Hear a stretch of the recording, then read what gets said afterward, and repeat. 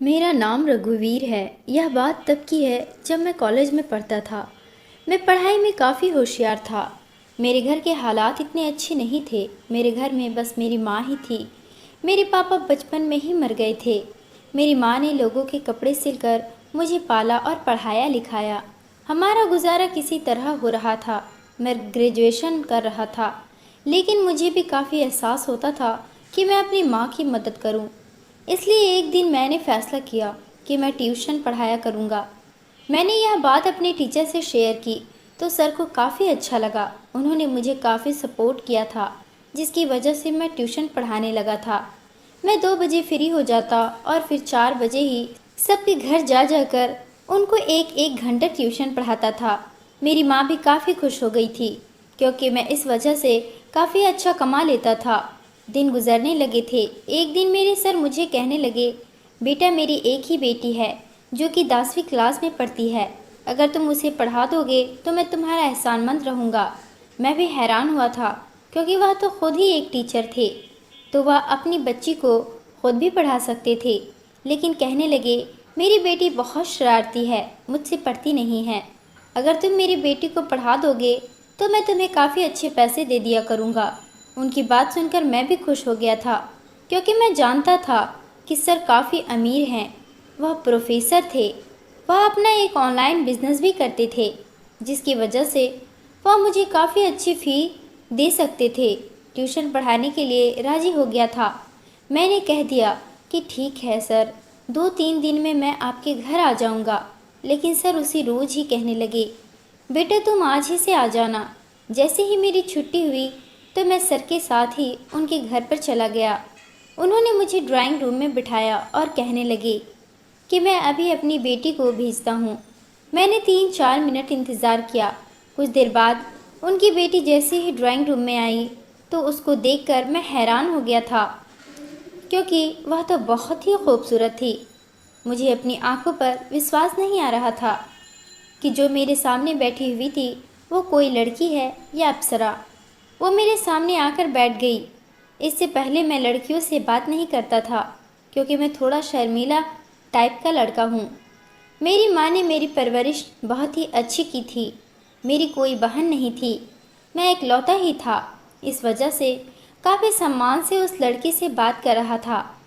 कुछ देर में उसे पढ़ाता रहा। उसके बाद मैंने उससे कह दिया कि आज के लिए इतना ही काफ़ी है। यह कहकर मैं घर चला गया, लेकिन मेरा दिमाग अभी भी उसी लड़की के बारे में सोच रहा था। उस लड़की का नाम संजना था। संजना बहुत ही खूबसूरत थी। संजना मुझे काफ़ी ज़्यादा सीरियस तबीयत की लग रही थी। देखने से लग ही नहीं रहा था कि वह शरारती भी हो सकती है। पर अगले दिन मैं हैरान हो गया, क्योंकि मैं बिना बताए संजना के घर चला गया था। जब मैंने संजना को घर की छोटी ड्रेस में देखा तो मैंने जल्दी से अपनी आंखें झुका ली। वह अपने फ्रेंड्स के साथ खेल रही थी। मैंने उसे बस एक ही नज़र देखा था, लेकिन उसने जैसे ही मुझे देखा जल्दी से अंदर चली गई। कुछ ही देर बाद मेरे पास पढ़ने के लिए आई। अब उसने थोड़ी लॉन्ग टी शर्ट डाल रखी थी। इससे पहले तो उसने बहुत ही मिनी टॉप पहन रखा था। कहने लगी, कल मेरा टेस्ट है। मैंने उसे टेस्ट की तैयारी करवाई और उसे वार्न किया कि तुमने इस टेस्ट में बहुत अच्छे नंबर लेकर आने हैं, क्योंकि मैंने तुम्हें बहुत अच्छी तैयारी करवाई है। मेरी बात पर कहने लगी, नहीं सर, मुझे बायोलॉजी बहुत मुश्किल लगती है। मैं अच्छे नंबर तो नहीं ला सकती, लेकिन पास हो जाऊंगी। उसकी बात पर मैं हैरान हो गया था, पर इससे पहले कि वह रो देती मैंने उससे कहा, चलो ठीक है, लेकिन अगर तुम फेल हो गई तो फिर वह कहने लगी, फिर सर आप मुझे कोई भी सज़ा देना, मुझे मंजूर है। उसकी बात पर मैं शरारती अंदाज में मुस्कुराने लगा था। मैंने कह दिया, ठीक है, अगर तुम फेल हुई तो मैं तुम्हें सज़ा दूंगा। अब मैं उसका इंतज़ार करने लगा कि कब वह टेस्ट में फेल हो जाए, मैं उसे कोई सज़ा दे सकूं। ना जाने क्यों मुझे संजना को तंग करने में काफ़ी मज़ा आने लगा था। फिर अगले दिन भगवान ने मेरी सुन ली और वह टेस्ट में फेल हो गई थी। मेरा दिल खुशी से उछलने लगा था, लेकिन मैंने बनावटी गुस्सा अपने चेहरे पर सजाया और संजना से कहने लगा, यह तुमने क्या कर दिया? मैंने तुम्हें इतनी अच्छी तैयारी करवाई थी, लेकिन तुम टेस्ट में फेल हो गई हो। वह कहने लगी, सर आप मुझे जो भी सज़ा दें मुझे मंजूर है, पर मुझे पढ़ाया हुआ सब कुछ भूल गई थी। मैं क्या करती, मुझे बायोलॉजी बहुत मुश्किल लगती है। वह बहुत मासूमियत से मुझे कह रही थी। मैंने उससे कहा कि मैंने तुमसे कल क्या कहा था। कहने लगी, आपने यही कहा था कि अगर मैंने टेस्ट अच्छा नहीं दिया और मैं फ़ेल हो गई तो आप मुझे सज़ा देंगे। मैंने उसे कहा कि ठीक है, फिर क्या सज़ा चाहिए। वो कहने लगी, आप मुझे जो भी सज़ा दें मुझे मंजूर है। उसकी मासूमियत और खूबसूरती पर मेरा दिल बहकने लगा था। मैंने एक नज़र उसके ऊपर डाली थी। हम दोनों के अलावा कोई भी मौजूद नहीं था। मेरे साथ इतनी खूबसूरत लड़की मौजूद थी और उसकी सुंदरता को देखकर मेरा दिल बहकने लगा था। अजीब अजीब से ख्याल आ रहे थे। मेरे ऊपर शैतान सवार हो गया था। मैंने उसे धीरे से कहा, तो फिर ठीक है, मेरे पास आओ, मैं तुम्हें सज़ा देना चाहता हूँ। संजना बहुत ही मासूम थी। वह मेरी बात मान गई और मेरे पास आकर बैठ गई थी। मैंने उससे पूछा कि तुम कितने साल की हो। वह कहने लगी है कि मैं तो 14 साल की हूँ। वह 14 साल की थी और मैं 21 साल का था। मैंने उससे कहा कि मैं तुम्हें कोई भी सज़ा दूंगा, तो क्या तुम अपने घर वालों को वो सज़ा बता दोगी। वो कहने लगी, नहीं सर, मैं आपकी सज़ा क्यों बताऊंगी। अगर ऐसा किया तो पापा मुझ पर गुस्सा होंगे, क्योंकि मैं आपके पढ़ाने के बावजूद अपनी पढ़ाई पर ध्यान नहीं दिया। इसलिए मैं वह सज़ा किसी को भी नहीं बताऊंगी। मैं खामोश हो गया था। उसका गुलाबी गालों को देखकर मेरा दिल चाहा उसे बाहों में भरकर चूम लूं, लेकिन मेरा दिल यह कहने से इनकार कर रहा था। कहीं न कहीं मेरी माँ की दी हुई अच्छी परवरिश ने मुझे रोक लिया था। इसलिए मैंने फैसला कर लिया और उसे कहा कि नहीं, मैं आज तुम्हें सज़ा नहीं दूंगा, लेकिन अगर आइंदा तुमने किसी भी टेस्ट में इस तरह की कोई भी गलती की और फेल हो गई तो मैं तुम्हें ज़रूर सजा दूंगा। चलो आज के लिए माफ़ कर देता हूँ। तो वह खुश हो गई थी और मैं वापस उसे पढ़ाने लगा था। एक दिन मैं कॉलेज में ही था जब सर मेरे पास आए और कहने लगे, बेटा मुझे तुमसे कोई बात करनी है। मैंने सर से कहा कि सर मैं क्लास ले लेता हूँ, उसके बाद आराम से आपके पास आ जाऊँगा। आपने मुझे जो भी कहना हो मुझे कह दीजिएगा। इस तरह मैं क्लास के बाद सर के पास गया तो सर बिजी थे। कुछ देर बाद ही मैं अंदर गया। सर कहने लगे, बेटा बैठो, मैंने तुमसे संजना के बारे में बात करनी है। यह सुनकर मैं हैरान हो गया था कि अचानक से उनका क्या बात करनी है। लेकिन सर कहने लगे, बेटा मैं चाहता हूँ संजना तुम्हारे घर चली जाए।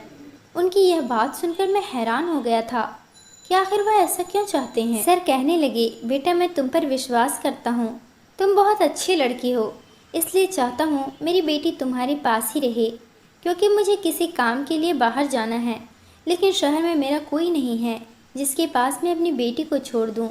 और वैसे भी उसके टेस्ट हो रहे हैं। मैंने यही सोचा कि तुम उसको पढ़ाते हो, इसलिए मैं उसे तुम्हारे पास ही छोड़ देता हूँ। तुम्हारे घर पर तुम्हारी माँ है, उसका ख्याल रख लेगी। मैंने सर की बात सुनी तो मैं हैरत में डूब गया था कि मैं क्या फ़ैसला करूं, लेकिन मैंने सर को कह दिया, सर कोई बात नहीं, मैं आपकी बेटी को अपने घर पर ही पढ़ा दूंगा। लेकिन अंदर से मेरा दिल कहीं ज़्यादा परेशान हो रहा था, क्योंकि मैंने बहुत मुश्किल फ़ैसला लिया था कि ऐसा कैसे हो सकता है कि मैं अपने दिल को संजना को अपने ही घर में देखकर कैसे संभाल सकता हूँ। इतनी खूबसूरत लड़की मेरे पास मेरे साथ रहने वाली थी, लेकिन फिर मैंने माँ का सोचा कि वह तो घर पर मौजूद होगी, मैं उसे अपनी माँ के पास ही सुला दिया करूँगा। यही सोचकर मैंने सर को हाँ कर दी थी। फिर सर मुझे अपने साथ अपने घर ले गए। सर ने शायद संजना को फ़ोन करके तैयार रहने के लिए कह दिया था। उसके साथ एक छोटा सा बैग भी था। संजना काफ़ी उदास थी। सर उसे समझाने लगे, बेटा देखो, अपनी टीचर को तंग नहीं करना है। अब यह आपको पढ़ाएंगे और इनकी माँ आपका ख्याल रखेगी। मैं इन पर भरोसा कर रहा हूँ, लेकिन तुम बहुत शरारती हो। मुझे डर है कि कहीं तुम रघुवीर को तंग ना करो और वह तुम्हें डांट ना दे, इसलिए मैं चाहता हूँ कि उन्हें तंग मत करना और वह जैसा पढ़ाए वैसा ही पढ़ाना। वह जो कहे उस बात को मानना, वही करना है जो तुम्हारे सर कहें। संजना कहने लगी, ठीक है पापा, मैं सर को शिकायत का मौका कभी नहीं दूंगी और सर को तंग भी नहीं करूंगी। इस तरह मैं संजना को अपने घर लेकर चला गया था। कोई गाड़ी तो थी नहीं, मैं मोटरसाइकिल पर था, इसलिए संजना को अपने पीछे बैठाया और उसका बैग मैंने अपने आगे रख दिया था। संजना काफ़ी आराम से बैठ गई थी उसने एक हाथ मेरे कंधे पर रख दिया था तो मुझे कुछ अजीब सा महसूस होने लगा था।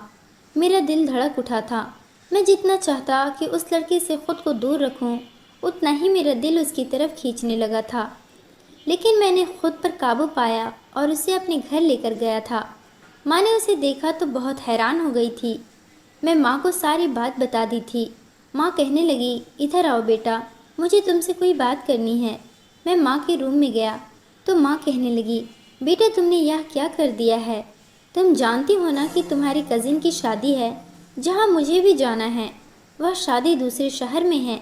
मैं 3-4 दिन बाद ही आऊँगी और अब तुम संजना को लेकर आ गए हो तो अब वह अकेली कैसे रहेगी? माँ की बात सुनकर मेरे दिमाग में आया कि मैं तो भूल ही गया था। उनको तो एक शादी पर जाना था। अब मैं क्या करता? मुझे काफ़ी अजीब लग रहा था, लेकिन मैंने खुद को समझाया। माँ को कहने लगा, अब इस समस्या का हल निकाले। अब ऐसा तो नहीं कर सकता कि संजना को वापस भेज दूँ, क्योंकि संजना के पापा चले गए हैं और अगर मैंने सर को अब इनकार किया तो उन्हें अच्छा भी नहीं लगेगा। इसलिए ऐसा करते हैं कि आप शहर चले जाएं। मैं संजना को संभाल लूँगा। वह बहुत अच्छी बच्ची है, मुझे कोई दिक्कत नहीं होगी। माँ कहने लगी, नहीं नहीं, ऐसा नहीं कर सकते, मोहल्ले के लोग बातें बनाएंगे। मुझे गुस्सा आ गया। मैंने कहा, माँ आप मोहल्ले वालों की बातों पर कब से विश्वास करने लगी? आपको पता है ना कि मेरी नीयत क्या है? क्या आपको अपने बेटे पर भरोसा नहीं? आप ऐसा करें, आप आराम से शादी में जाएं, सब कुछ मुझ पर छोड़ दें, अपने बेटे पर छोड़ दें। आपकी परवरिश पर कभी दाग नहीं आने दूंगा। मेरी माँ को मुझ पर विश्वास था और मुझ पर विश्वास करते हुए वह भी शादी पर चली गई। अब इस घर में मैं था और मेरी साथ संजना थी। वह मुझसे पूछने लगी, सर आपकी माँ कहाँ गई है? मैंने कहा, उन्हें बाहर कुछ काम था, रात तक आ जाएगी। मैंने उसे कुछ भी नहीं बताया और यही कहा कि माँ काम से गई है, वह जल्दी ही वापस आ जाएगी। मैं संजना को पढ़ाने लगा था। मैंने उसे बायोलॉजी समझा दी थी, लेकिन उसे समझ नहीं आती थी। वह कहने लगी, सर स्कूल कल छुट्टी है, मुझे स्कूल नहीं जाना है, इसलिए बाकी का आप मुझे कल पढ़ा देना। मुझे भी याद आया कि कल तो छुट्टी है और मुझे भी स्कूल नहीं जाना था, क्योंकि हमारे कॉलेज में एक स्पोर्ट्स डे होने वाला था, इसलिए मैंने छुट्टी ही करनी थी। अब मैं हैरान हो गया। मैंने संजना को कहा, ऐसा करते हैं कि तुम सो जाओ, क्योंकि वैसे भी कल छुट्टी है, तो मैं तुम्हें बाकी सारा कल पढ़ा दूंगा। संजना कहने लगी कि ठीक है सर। मैंने उसको रूम का रास्ता दिखाया तो वह वहाँ चली गई, लेकिन फिर अचानक ही उसे मेरी माँ का ख्याल आया। वह कहने लगी, सर आपकी माँ तो अभी तक नहीं आई है, वह कहाँ है? मैंने उससे बहाना बनाया और कह दिया कि माँ रात को आ जाएगी, वह बस पास में ही गई है, वह बहुत जल्दी आ जाएगी।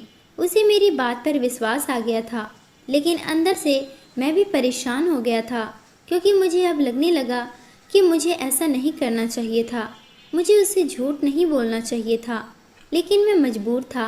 मैं नहीं चाहता था कि संजना को पता चले कि इस घर में हम दोनों अकेले हैं और उसके दिल में मेरे लिए बदगुमानी पैदा हो जाए। वह अपने रूम में जाकर लेट गई तो मैं भी अपने रूम में आ गया था। मैं गहरी नींद में था कि तभी मुझे ऐसा लगा जैसे अचानक आधी रात को मेरे रूम का दरवाज़ा खुल गया था। मेरे रूम में अंधेरा था। मुझे ऐसा महसूस हुआ जैसे कोई मेरे बिस्तर पर आकर लेट गया हो। यह देखकर तो मेरे होश उड़ गए थे। अचानक मुझे संजना का ख्याल आया। मैंने जल्दी से अपने रूम में मौजूद हल्की लाइट ऑन कर दी, लेकिन जैसे ही मेरी नज़र संजना पर गई तो मैं हैरान रह गया था। मेरे बिस्तर पर संजना लेटी हुई थी। मैंने कहा, संजना यह क्या हरकत है? तुम यहाँ पर क्या करने आई हो? अपने कमरे में जाओ। वो कहने लगी, सर बुरा मत मानना, लेकिन मुझे अंधेरे में और अकेले घर में सोने की आदत नहीं है। मैं कभी अकेली नहीं सोई। जब भी सोती हूँ पापा के रूम में ही सोती हूँ। मैंने अपना बेड पापा के रूम में ही लगा रखा है, और अगर मैं गलत नहीं हूँ तो मैं यह भी जानती हूँ कि इस घर में मेरे और आपके अलावा कोई भी मौजूद नहीं है। लेकिन मैं क्या करूँ, मुझे अकेले घर में डर लगता है। मैं अकेली नहीं सो सकती, इसलिए मैं आपके पास सोऊंगी। मैंने इसकी बात सुनी तो उसके पागलपन पर मेरा जी चाहा अपना सर दीवार पर मार लूं। यह कैसी लड़की है जो मेरे साथ रहने में शर्म महसूस नहीं कर रही है? मैंने उसे कहा, संजना तुम इतनी छोटी भी नहीं हो, तुम तो जानती हो ना, हम दोनों एक रूम में नहीं रह सकते। क्या अब यह भी मुझे तुम्हें समझाना पड़ेगा? वह कहने लगी, मैं जानती हूँ, लेकिन मैं क्या करूँ, मैं मजबूर हूँ। मैं कभी भी अकेली नहीं सोई हूँ। मैं बहुत देर से अकेले रूम में सोने की कोशिश कर रही थी, लेकिन मुझे बहुत ज़्यादा डर लग रहा था। बहुत मजबूरी में मैं आपके कमरे में आई हूँ। मैंने सोचा चुपचाप आपके पैरों की तरफ जाकर सो जाऊंगी, लेकिन अकेले कमरे में नहीं सोऊंगी। यह कहकर वह रोना शुरू कर चुकी थी। उसकी आवाज़ मुझे अंदर तक बेचैन कर रही थी। मैंने जल्दी से कहा, अच्छा चुप हो जाओ, मैं कोई हल निकाल लेता हूँ। लेकिन मुझे कोई हल नज़र नहीं आ रहा था। इसलिए मैंने फैसला किया कि एक कंबल निकालकर उसकी जगह अपने बेड से कुछ साइड पर बना दिया और उसे कह दिया कि तुम यहाँ पर सो जाओ, मैं बेड पर सो जाता हूँ। वो कहने लगी, मुझे बेड पर ही नींद आती है, मुझे नीचे नींद नहीं आती। मजबूरन मैंने उसे अपनी जगह दी और वह बेड पर सो गई और मैं नीचे ज़मीन पर कंबल बिछाकर सो गया। मैं अंदर ही अंदर खुद को डांट रहा था। मेरे दिमाग में यह बात आई क्यों नहीं कि माँ शहर से बाहर जा रही है, वह घर पर नहीं होगी, तो मैं कभी भी संजना को अपने पास ना लाता। लेकिन अब संजना मज़े से मीठी नींद सो रही थी, जबकि मुझे ज़मीन पर नींद नहीं आ रही थी। ऊपर से संजना के सोने का ढंग मुझे और भी डिस्टर्ब कर रहा था। एक तो वह बहुत ही खुले नाइट सूट में थी, ऊपर से कंबल भी नहीं ओढ़ रही थी। पूरा कंबल उतार के फेंक दिया था और बेड पर फेंक कर सोई हुई थी। बार बार मेरी नज़र उसके ऊपर उठ रही थी और मेरे दिल के जज्बात बेकाबू हो रहे थे। मैंने जैसे तैसे खुद पर काबू किया था, लेकिन मैंने सोच लिया था अब आगे मैंने क्या करना है। अगले दिन मुझे काफ़ी गुस्सा आ रहा था। संजना जल्दी उठ गई थी। उसने लाइट ऑन कर दी। मैंने उसे गुस्से से कहा, यह क्या हरकत है? मैंने फैसला कर लिया था कि मैं अब उसे डांट कर ही रहूँगा और उसे इतना डांटूंगा कि उसे पता चल जाएगा कि उसने क्या किया है। किसी तरह जैसे ही मैंने उसे पढ़ाना शुरू किया तो मैंने उसे काफ़ी डांटा था। उसे एक टॉपिक बार बार याद करने का कहता था और जब उसे याद नहीं हो रहा था तो गुस्से में मैंने उसे एक चांटा भी मार दिया था। वह अपना गाल पकड़े हैरत से मुझे देख रही थी।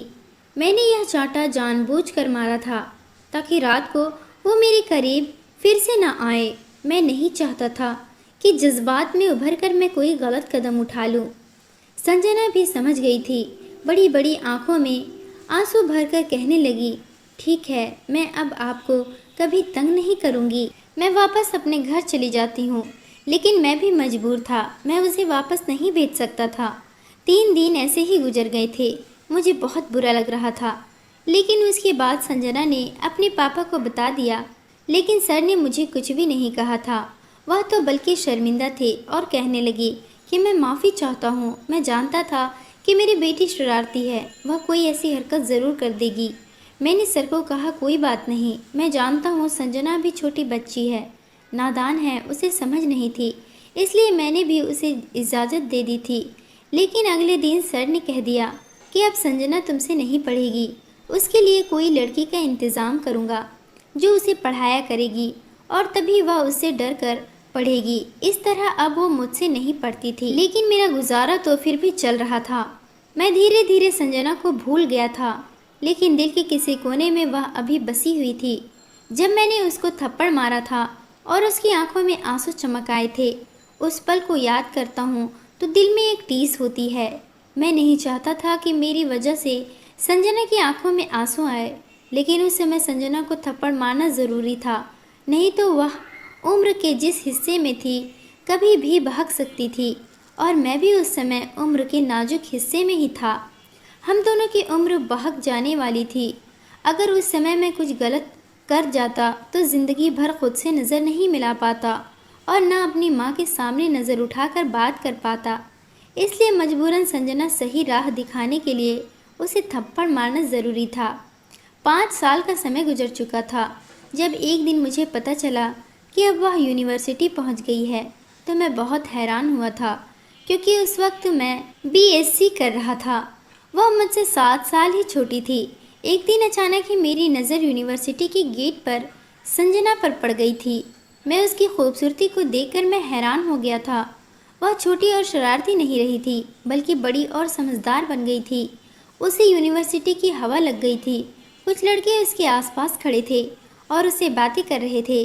मैं हैरान हुआ। मैंने एक नज़र उसे देखा। शायद वह भी मुझे पहचान गई थी, लेकिन वह मेरे पास नहीं आई।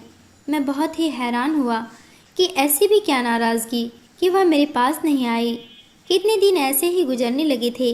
मेरा दिल कहीं तड़प रहा था। दिल में दबी हुई संजना के लिए मोहब्बत फिर से मचलने लगी थी। मैं अब संजना को रोज़ ही देखता था। उसके पास वही 3-4 लड़के होते थे जो उसके दोस्त बन गए थे, और यह चीज़ मुझे बहुत बुरी लग रही थी। मजबूरन एक दिन मैं संजना के पास चला गया। उसे कहने लगा, क्या तुमने मुझे पहचाना?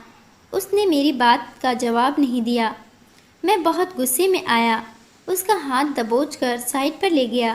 कहने लगी, यह क्या हरकत है? मैंने उससे कहा कि जब तुम मुझे ऐसे इग्नोर करोगी तो मैं यह सब करने पर मजबूर हो जाऊंगा, इसलिए चुपचाप मेरी बात सुनो। संजना कहने लगी, मैं जानती हूँ मैंने तुम्हें बहुत तंग किया था। उसकी बात सुनकर मैं हैरान हो गया था। मैं कहने लगा, मैंने तुम्हें पढ़ाया, क्या तुम इसका बदला ऐसी लोगी? मेरी तुम बहुत इज्जत करती थी, लेकिन अब मुझसे ऐसी बात करोगी? कहने लगी, उस वक्त तुम मेरे उस्ताद थे, लेकिन अब तुम मेरे कुछ नहीं लगते, और जिनको मैं नहीं जानती मैं उनसे ऐसी ही बात करती हूँ। मैं बहुत परेशान हो गया था कि उसे कैसे माफ़ी मांगूँ।